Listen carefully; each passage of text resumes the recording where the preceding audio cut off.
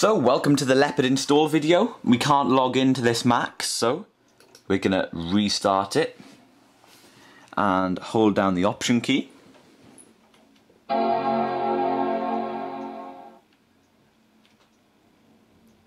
Ooh, focus.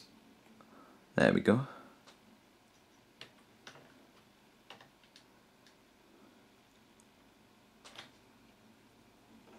Okay. Would be nice if it spun up the disc. Oh man. So, because the DVD drive in the iMac doesn't appear to be reading my Leopard disc, I've got my 750 gig Firewire hard drive here, plugged into my Mac Pro. It's normally plugged into my G3 for reasons. The cable's going down here, plugging into Firewire 400. It's an 800 drive, of course, but I use 400 with the G3. So here's the external drive on the desktop. Now then, all I'm going to do is just check that there isn't anything important on here, and then I'm going to erase it. So I'm making my external hard drive bootable. So what I've done is I've got the hard drive plugged in and I've got the Leopard disc in the drive. What you have to make sure you do, this is a quick tip, you know, this isn't a tutorial, but your drive to boot on a PowerPC Mac has to have the Apple partition map. So to get that, you have to partition it and click the options and get Apple partition map. So for the source, I've obviously selected the DVD. And then, for the destination, I've selected the partition on the external hard drive, and it is now mapping that image onto the external hard drive as a bootable image. So if this takes too long, I'll cancel it and then find the image on my computer hard disk. So it failed with the DVD once. I've got it trying again. I tried with the disk image, but my disk image has gone bad. It won't mount or anything, which is a pain. I've used this Leopard install so much, and it's one of the oldest disk images that I have, and it's been moved from hard drive to hard drive, and it's gone with me everywhere, and you know, I've installed it on so many different computers that I think it's just time that I re-download it. But I am installing Tiger onto the iMac. Just for now, just so I can get some interface and about this Mac and stuff, and just so I can play around with it, because I'm not sure how long it's going to be before I can get Leopard on this thing. So this iMac is up and running, and I'm really impressed. I love the display. The resolution is super nice. I think it's 1440 by 900. Everything seems really smooth. It's a 1 GHz machine, 1 gig of RAM. That means there's 512 in each slot. 80 gig hard drive. There's no Bluetooth or AirPort. I've got it plugged in via Ethernet at the moment, as you can see there. Looking very nice. And yeah, Tiger's running great. I'm absolutely loving this Mac. Let's just hope we can get Leopard on there. So everyone, here's my hard disk down here. Here's the Firewire 400 cable going up to the iMac, and as you can see, there it is, macOS 10 install DVD, and it's popped up there.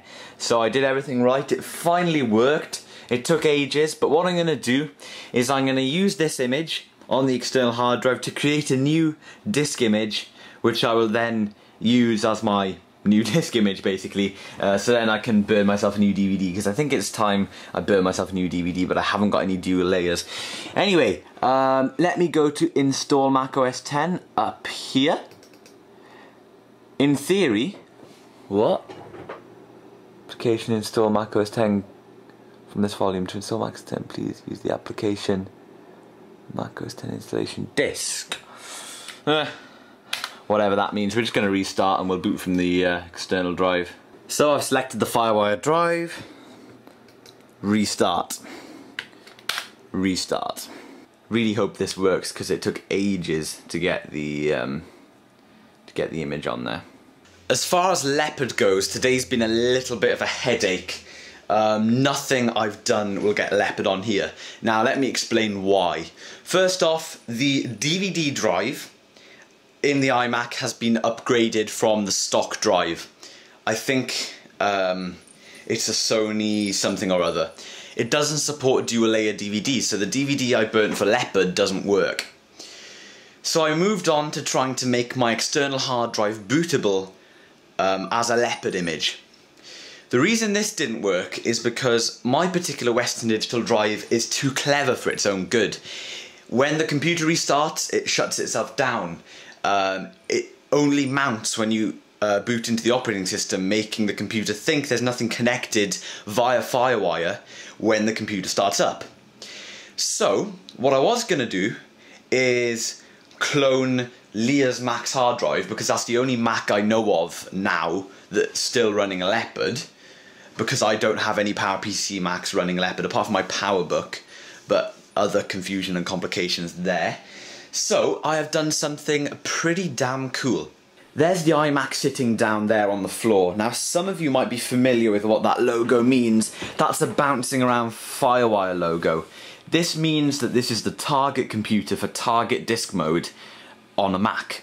This is so you can join two computers with a FireWire cable to transfer files. So I thought, why not take it to the next level and use it to install Leopard? So I have the Leopard DVD in my Mac Pro. This is the target computer. I booted up into the Leopard DVD to give a list of my hard disks. It showed up the iMac, but it showed the iMac as an external. So I had to re-partition the iMac hard drive to the required partition format. I can't remember what it was, GUID something. Had to do that, and now I'm installing Mac OS X. Let's just skip this part. Mac OS X Leopard through target disk mode onto the iMac hard drive. So I have no idea whether this is going to work or not. I had Tiger on here to see the specs and stuff. Tiger was working really well, and obviously I've erased the hard disk and repartitioned it. And we've got this FireWire cable here. In theory, it should go fairly quickly. It should go as quick as my optical drive can go, because this is a FireWire 800 to 400 cable. So not bad. And as you can see, it's calculating the time remaining for this install, which is really cool. So it's going well so far. Touch wood. Okay, so the install failed. Now then, I'm not too sure why, but I think it could be my disk. So, in true style, I'm going to try it again. If this doesn't work, I'm not too sure what I'm going to do. Update. That failed. Next plan. The Mac Pro just restarting back into its usual self. There it is, fired up, Snow Leopard, lovely. Nothing wrong with that, I hope. Anyway. Next step, I've got my PowerBook in front of me, I'll show you in a minute. I'm going to download Carbon Copy Cloner if I haven't got it already, I can't remember. And turn on the iMac again. The iMac's having a little rest because it's been on for ages. Just sitting there in target disk mode. I will re-erase the iMac hard drive. And yeah, clone my PowerBook hard drive. Not too happy about doing this. I will do a fresh install of Leopard when I get a new burner for the iMac. I am planning on getting new parts for it, but that's another video. Reason I'm not too happy about cloning the PowerBook is the Leopard install on the PowerBook is about 2.5 years old, pretty much when Leopard came out. So, well, it must be older than that then. No, I'd say 2.5, so after Leopard. But anyway, it's a very old install. I've used it a lot. I've used it in school one hell of a lot, and there's a lot of stuff on there. But such is life. I'm just going to clone it. It's not the biggest hard drive. It's a 120 gig hard drive, and I think there's like 40 gigs free maybe. So that might not actually work because the iMac's only got a capacity of 74 gigs. But anyway, I'll check all that stuff out now. Download Carbon Copy Cloner and update you when something exciting happens. So we have Carbon Copy Cloner up on the PowerBook and Disk Utility there ready to re-erase the hard drive on the iMac. Now all we have to do is plug in the FireWire 800 cable to my PowerBook.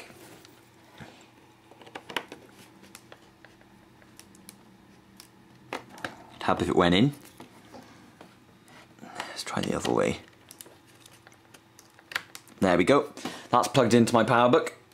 So one thing I love about the PowerBook G4 is fantastic connectivity. You even have S-Video there at the top.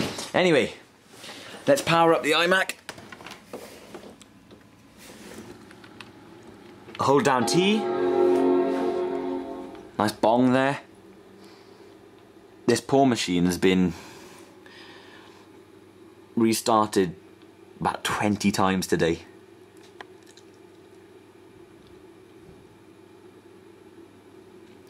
Okay, so that's fired up into target disk mode. Erased this, partitioned it for the Apple partition map, and now we're gonna clone. Need to type in my password. I'm gonna keep you updated as to the progress. So this is taking forever. Made me think I should have unchecked some more items from the list. I didn't include my iTunes library and stuff. Got rid of all that. So it isn't too bad. It's about halfway through, as you can see. And where's the info? As you can see, it's taken an hour and 46 minutes and it's copied about 20 gigs. So not too bad. Got about another 20 to go. Actually, I think it's 48 in total, I'm not sure. But yeah, that's plodding along. It's quite warm in here. This PowerBook does not give off a lot of heat. And the iMac's been sitting here the whole time, just with this going on the display. Wish there was some way to shut the display off, because I don't really want it sitting there. All I need is the hard drive, but you know, if the hard drive was easier to take out in the iMac, then we would have had none of this bother in the first place. But anyway, going well, and I'll keep you updated. It's going to be pretty late when this finishes, I reckon. Yay! It's good to see a successful message for once. So, absolutely sorted. 45.57 gigs copied, and it took 3 hours, 4 minutes, and 16 seconds. So not too bad. Okay, I guess that's all done for there. Time to restart the iMac. Finally, it's about 9 o'clock. Don't think the time's right on here. No, that's not right. It's nearly right though. It's about 9 o'clock. And finally, something's gone right for me. This is awesome. As you can see, an exact replica of my PowerBook. Fantastic.